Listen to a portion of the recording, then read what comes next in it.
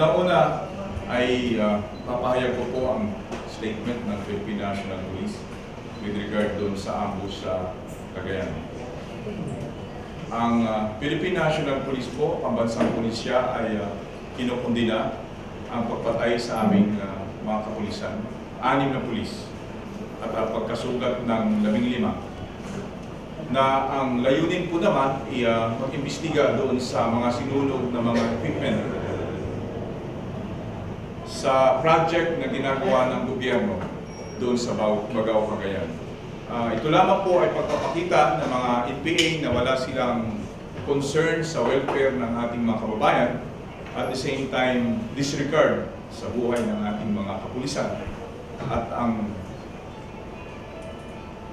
buhay ng ating mga kababayan doon sa lugar na yun. We strongly condemn the murder of our 6 policemen and the injuring or wounding of 14 others. We're conducting an investigation on the burning of heavy equipment by the NPAs in an ongoing project in Bagao, Cagayan. The acts of the NPA clearly show their utter disregards of human lives and concern of the welfare of the local populace despite of the effort of the government to uplift the well-being of the people of Cagayan through sustained developments. The NPA's action manifests their purpose to harass those that are working for the improvement of the standard of living of the people, contrary to the ideology being propagated by their group. We urge our people to denounce this act of the NPA and support the effort of the government by providing us information that would lead to the arrest of the perpetrators and bring them to justice. We extend our deepest condolences to the families of our slain policemen and ensure that their welfare will be attended to soonest. This is the statement of the Philippine National Police, by no less than the Chief of the Philippine National Police, Police Director General Ricardo Marquez. As of the present, kagagaling lang po doon ang ating kagalang-galang na kalihim ng DILG, Secretary Mercedes Sarmiento, at kasama po niya ang ating Deputy Chief PNP for Operations, Police Director General Danilo Constantino. Bukas po ay pupunta po doon si Chief PNP dahil nga po nasa Zamboanga siya at because of the time constraint, hindi siya nakapunta kanina. Nevertheless, nakapunta na po at nagkaroon na po ng meeting ang pamunuan ng Regional Police Regional Office 2 at ang ating galang-galang na sekretary sa area. Latest po na information po, contrary to the reports by other media outfits, ang killed in police operations po ay 6, 11 yung wounded, 4 po yung slightly injured. So again, may I request for the rectification of some reports from the other media outlets. 6 po yung killed in police operation. 11 po yung wounded at saka slightly injured ay 4. So 15 yung injured. Sir, yes. For the record, how are we treating yung nangyari? Is it an ambush or an encounter? Ambush, initially kasi, please understand that during the incident, sketchy yung dumadating sa atin kasi pag may mga ganung operation naman, ang report sa ground is kung ano yung initial dumating, but it was an ambush. That's why ang mga kapulisan naman natin doon ay pumunta doon because nagkakandak sila ng investigation doon sa nasunog o sinunog again doon sa isang mga heavy equipment na gumagawa lamang ng project ng gobyerno. It is an irrigation project in Bagao for the farmers. So nakikita natin na intended ito para doon sa mga magsasaka natin. Despite of that is inambush ng itong mga NPAs ang ating mga kapulisan. Kaya karamihan nga dito is rango pa nga nila is mga PU1. And again, we extend the condolences and sympathies of the leadership and the organization, members of the organization, though, for the families of these killed policemen. Sir, yung report na nakatin sa inyo, yung mga IED, nakatanin yun or paano? Sa ngayon, latest report natin na walang report na IED. But again, andun pa yung ating mga tropa, nagkakandak pa ng investigation kung ano pa nagamit sa atin. But mostly, ang dumating ngayong report, ang nagamit dito is mga rifle grenades, karamihan na ginamit sa ating mga kasamahan. And yung ating mga kasamahan doon, mga kapulisan, is gamit nila yung kanilang mga sasakyan at through their na-hold the line nila. And usually kasi ang mga NPAs once na nag-ambush, ang ginagawa nila, pati yung mga sasakyan sinusunod nila. Lahat ng kagamitan, yan ang mga strategy nila. So, but because of the yung mga kasama natin is nag-hold the line, hindi nila nagawa yun. Actually, merong report na dalawa yung namatay sa kabila and nakarecover pa ng isang Fairprands assault rifle. At ito yung Fairprands assault rifle ay isang unit na meron dito, yung SAF. Ito yung Fairprands na ito ay nakinuha nila nung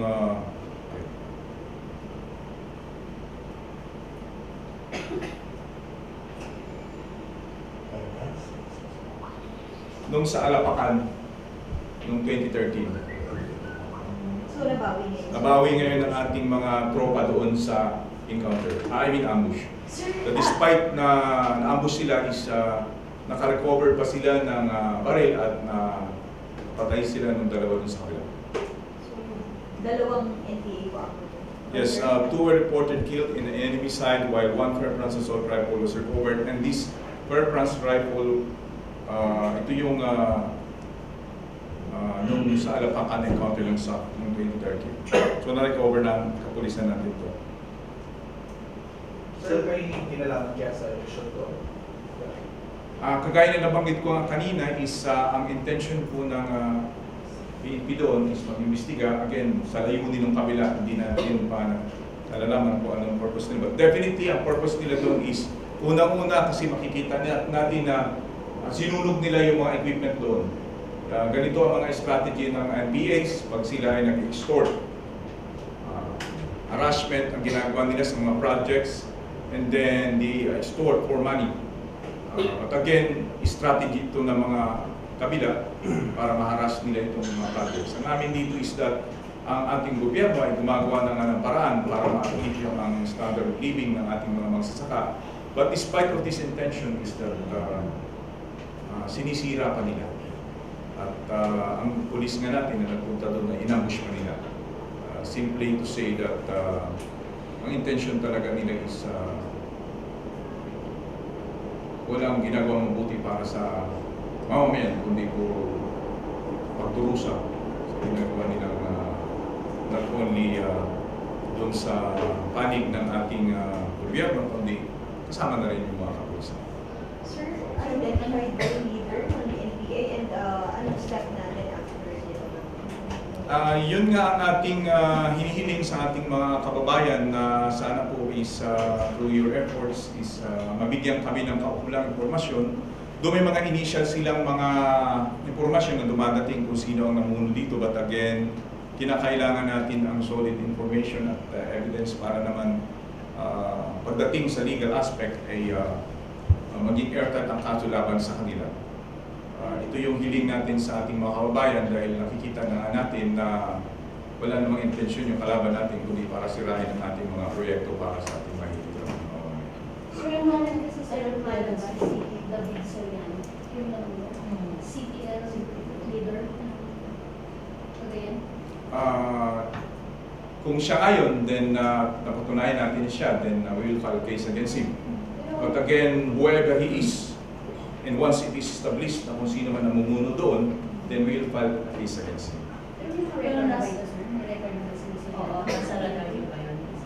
We'll check with the local police kasi sa kanila yung karamihan ng mga nasa listahan ng mga listahan ng mga sa side ng kabila is nasa local din. Then tingnan natin kung saan magtumata. Regardless who is the leader, at nalaman natin kung sino sila, then we'll file a case against him. Sir, alert. Alert level sa kanila. Tinaas nung regional office 2 ang alert level din at full alert.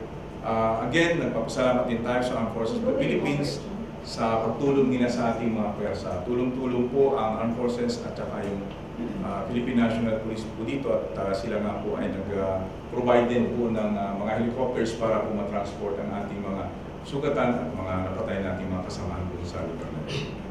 Sir, Kung any sir, operations ongoing after ng ambush? Yes, tuloy-tuloy naman ang operations to yung hot pursuit operations natin against these perpetrators. Ganun ang ginagawa natin. Katulong natin ang Armed Forces of the Philippines. Alam na niyo po sir, ang PNP doon regarding sa presence at plano ng mga NPA na ambush. Sa ngayon, hindi pa natin masasabi ang detalye tungkol doon dahil nga ang intention doon, purpose ng police natin doon is imbestigahan yung nangyaring panununog doon. Hindi pa natin alam kung ano talaga ang kumbaga detalye ano nangyari doon. But sa ngayon, ang facts lang natin is that mayroong ambush at may 6 na namatay at 15 na namatay. At yung purpose ng ating mga kapulis na doon. Standing operating procedures na pagkatapos ng isang operation is meron kaming tinatawag na after operation report at doon nakasaad lahat ng circumstances, facts, at the same time yung mga lessons learned kung ano yung nangyari at ano pa ang dapat iwasto kung meron mang pagkakamiling nangyari. Sakali sir, mananagot yung commander. Depende yan sa magiging resulta ng investigasyon. Anthony? Sir, after ba ng investigation, i-recommend ninyo na ilagay sa iwas yung Cagayan? Depende yun sa resulta ng assessment ng commanders doon. Hintayin siguro natin kung ano maging resulta ng assessment nila dahil gaya ng sinabi namin noon is lahat ng mga paglagay ng mga salistahan ng EWAS, Election Watches of Areas, ay nakadepend doon sa assessment ng mga local commanders. So kung meron silang i-recommend, then igagalang natin yun dahil sila mismo yung nasa ground. Sir, paano ba yung procedure na pag katulad ng mga pulis mag-iimbestiga, di ba dapat may kasama na agad silang militar para sigurado walang, kasi alam nila, infested ng mga rebelde yung area. Ang Procedure is na ganun, sir, protocol. pag law enforcement kasi basically is police function yun eh. Unless of course assessment ng commanders kailangan ng armed forces, that's the time. But pag law enforcement function, basically it's a police po ang dinideploy muna natin. Sir, yung mga police na nasawi doon sa ambush, na taga saan yun? Wala akong listahan ng individual nila. Actually, pinapakuha ko nga. Actually, kaya lang, minamadali niyo ako. Kaya hindi na ako ngayon. Sorry ha? Sorry talaga. Basic. That is the very reason why... That is the very reason I am telling you to wait for me because I want to get the names and profiles of these people. Yes. Sabi nyo, ngayon na. So, what I can say is that yun lang naman. Pwede na i-public? Yes, actually, the families were already notified and pwede na ngayon i-release natin. Again, ayun ang ating requirements kaya nagpapasalamat din ako sa inyo sa mga kasamahan natin dito na sinusunod natin yun. Maliban doon sa iba doon sa mga nagre-release doon ng pangalan. Sir, 19 yung isa sa mga Oo nga, yung iba nga dyan ng mga estasyon, wala pang ang tamang statistics yung nilalabas na nila. Tapos nilalabas pa yung pangalan. Again, we request and we appeal to other media outlets for the benefit and for those, I mean, can you just imagine you are a member of the family and hindi mo alam officially and it came out from the media. What will you feel? Yun lang naman ang aming hiling dyan eh. Ilagay natin ang sarili natin sa mga, kumbaga, sa posisyon ng pamilyang ito. Yun lang ang palaging hiling natin. Until na-notified na sila, that's the time we give the names. Yun naman ang hiling natin. But again, nagpapasalamat ako sa mga kasamahan natin dito na alam naman natin at alam ko din na meron kayong restraint sa ganun. At again, nagpapasalamat ako.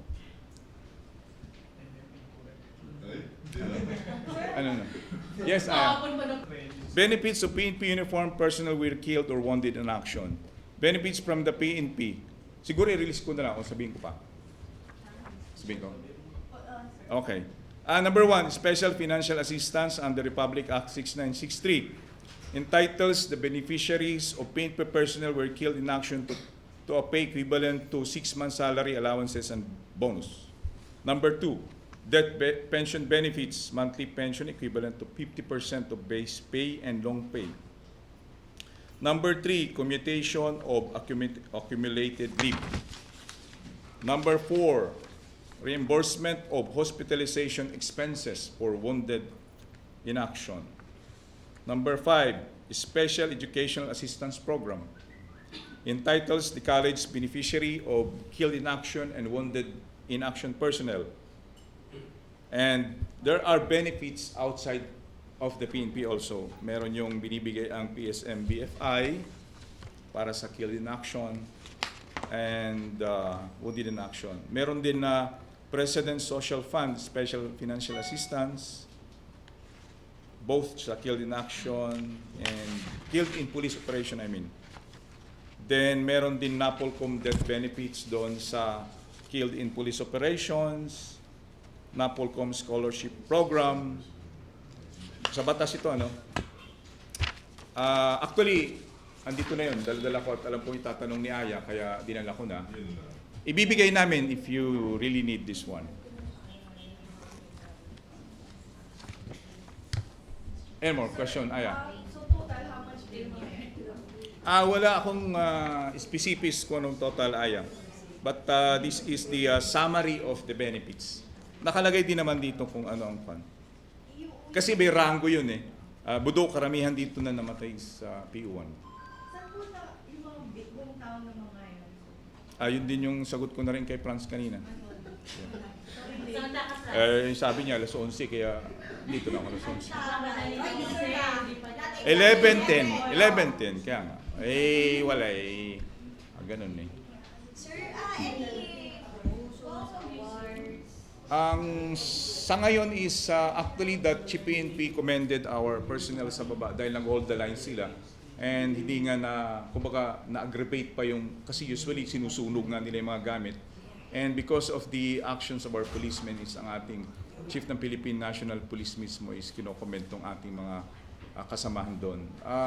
Succeeding awards commendation will be given to them. There is an evaluation board that will do this and we'll wait for that. Sa ngayon is yun muna ang ating iuulat, but yun nga, ina-assure ng pamunuan ng pambansang pulisya yung awards, commendation, benefits for our personnel. Sir, ilang sasakyan sila yung bond? Kaya, sorry Janet ha. Ilang sir? Take your time. Pero basta naman. They were on board a truck and a Kia 4x4 PNP vehicle. So dalawa. Dalawa. So nalinawan na, nalinawan na whether it was an active or uncounter? Yun din ang tanong kanina ni Franz. Anyway. Yeah, okay. Ulitin natin. Pindutin, rewind. For the benefit of those who arrive at, no. Walang failure of intelligence kahit na yung parang they were supposed to go after dun daw sa nagsunog na Yun din ang tanong kanina ni Ann. Yun din. No. I mean, ibig sabihin, ulitin natin. Initially kasi yung report is encounter, but again, sketchy report kasi pag nasa ground, no? And the second report, progress report, it was reported as ambush. And yun ang nangyari. Kung as regard dun sa second question mo is malalaman natin yan after the submission of the after operations report.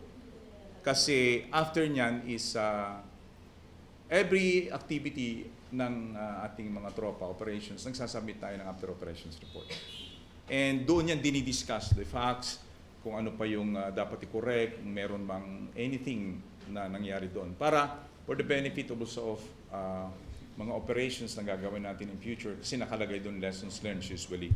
At kung meron pa kaming i-improve with regard to that. Malalaman natin yun pag nasubmit yung after operation report. What we can do as of now is to attend muna sa needs ng mga namatay at saka mga yung wounded personnel.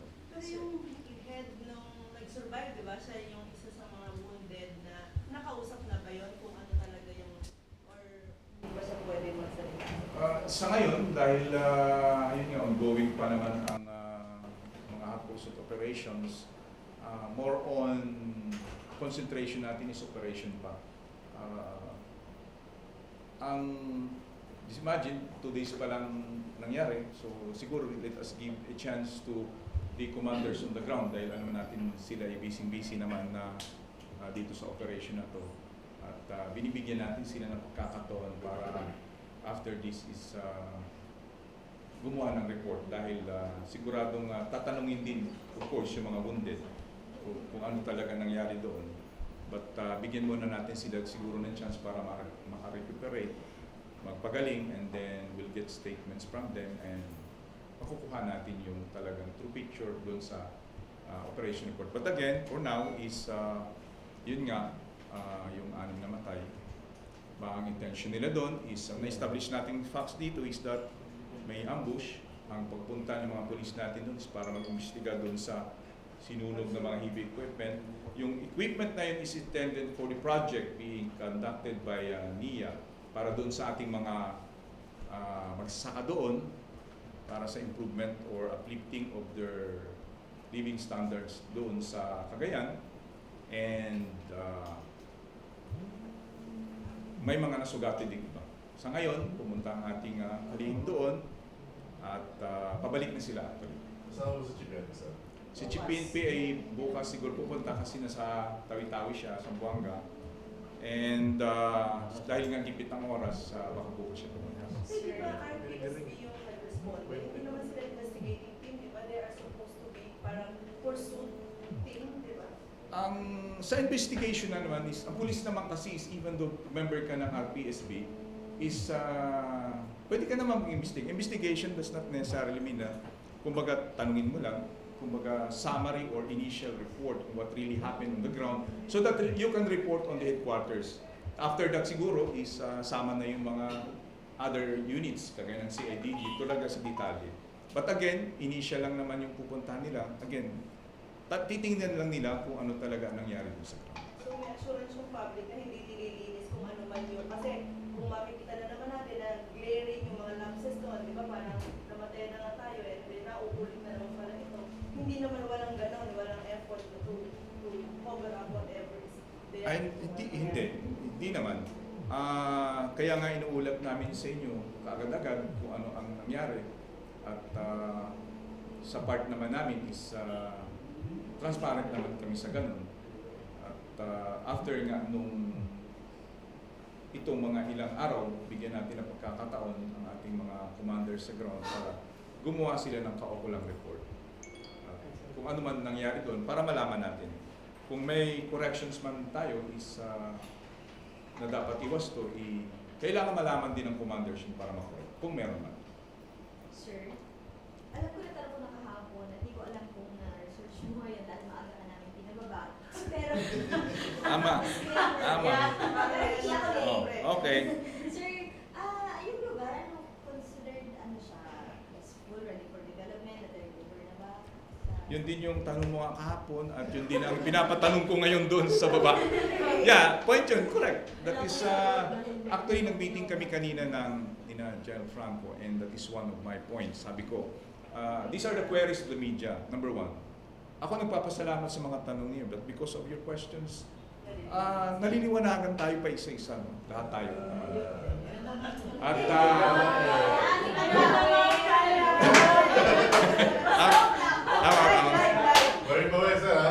and then, I mean, there are some issues and points that on our part, hindi namin nakikita yun.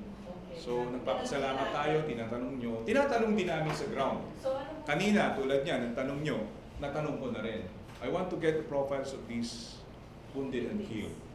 Para at least, alam ko yun ang itatanong nyo. Benefits nila, kasi yun din ang tatanong, which was us. Yun din tanong mo, ano ba yung area? Yun din ang, kaya designate namin ang Police Community Relations Officer doon to really get this data. And initially nga, yung available dito muna sa National Headquarters yung binigyan natin because administrative naman yung benefits. So nakuha ko kagad yung listahan because I know I will ask you. Sir, habol ako. Doon sa report na nabasa ko, parang na-inform lang si Ibio na may nangyari. Di ba parang gano'n yung initial. Hindi niya pala alam yung operation ng RPSB doon. We'll check with RD kung ano ang situation, kung ano ang nangyari. Kasi nung tinetext ko naman siya is yun naman ang report niya, pinadala niya. So hindi ko malinaw kung alam niya o... That's RPSB, presume na alam niya. We'll check with him. Pero based doon sa report niya is alam niyo yung nangyayari. Malalaman naman natin yan, sabi ko nga. Hanggang kailan yung investigation? Kailan natin na-expect na malilinawan all? We hope na, ano ba ngayon? Today is Wednesday. Baka next week siguro, we hope na matapos nila. Ang investigasyon kasi, alam niyo naman, ang proseso dyan medyo... And again, nagre-recuperate pa yung mga sugatan. Pagbigyan muna natin sila kung ano talaga ang nangyari doon sa ground. Siguro, hintayin muna natin na magpagaling yung ating mga kasamaan doon bago natin makuha yung full report. Actually, kahapon pa natin yung hinihingi sa kanila, yung full report because sketchy yung mga dumadating. Dahil nga ongoing operations. And we understand that. Pag commander ka sa ground, something happens, minsan ang report sa taas talaga is based doon sa dumadating and yung signal, the location, and the, alam niyo na, ang, yung predicament nung nasa mismo sa ground is really sometimes mahirap magpadala ng report. Pero sir, do you know kung ilan yung strength ng NPA doon sa area? Wala silang pinadalang specific number sa report nila. But, ano po yung naman na report na NPA doon? Wala silang pinadala pa. I cannot say something which I don't have the... May PNP na babayad, yung police doon na babayad, sila hindi mo punta NPA. Yan din ang tanong sa akin kanina ng... sinabi ko na ang akin lamang is base lang sa pinadalang report. So wala dun sa report na yun because natanong na yun sa akin kanina. But we rely on the report coming from the ground. So ang confirmed dyan, of course, 6 yung killed, 14, bagali 15 yung mga injured. How critical sir yung mga Wala pa tayong specific na information as to the status ng mga wounded. But they were brought to the hospitals for attention, medical So attention. parang kakatapos ko lang nung first death anniversary ng Mama Sapano and yet nawala na naman tayo ng 6 is big enough para mawala. So ano yung maiisip ng PNP? Paano ba itong kinigreate na lang yung mga police para isubo sa mga Ang mission ng isang police is unang-una yun nga, law enforcement, to enforce the law, maintain peace and order.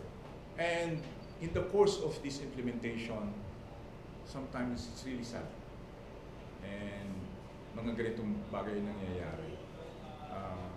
Some are fortunate. Katulad nung isang sa QCPD, and we're happy for him because he survived doon sa pagbaril sa kanya. Nag-injured siya, tinamaan siya sa liig at isang ibang parte ng katawan. Nagpapasalamat tayo at yun ang sinapit niya. At nagtatrabaho siya, and yun nga ang kinalulungkot natin. Kaya kami nakikiramay sa mga pamilya na sa kanilang pagtupad ng tungkulin ay ganito ang nangyayari. Ang ma-assure namin is gumagawa ang paraan ng Philippine National Police para sa tuloy-tuloy na panahon is pinag-aaralan natin palagi na sana naman ay hindi mangyayari itong mga ganito. Pero hindi din natin hawak ang panahon sa pagtupag ng tungkulin ay nangyayari ang mga ganito. Nakakalungkot isipin dahil 6 na naman na pulis na nagpapatupad ng kanilang tungkulin ay namatay para lamang ma-ensure na yung ating mga kababayan doon sa lugar na yon ay maiangat ang buhay nila dahil sa kanilang sitwasyon yun. Okay? May deployment ba ng SAF sa Zamboanga?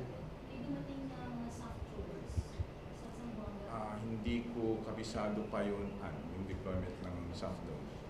Kung meron lang sila.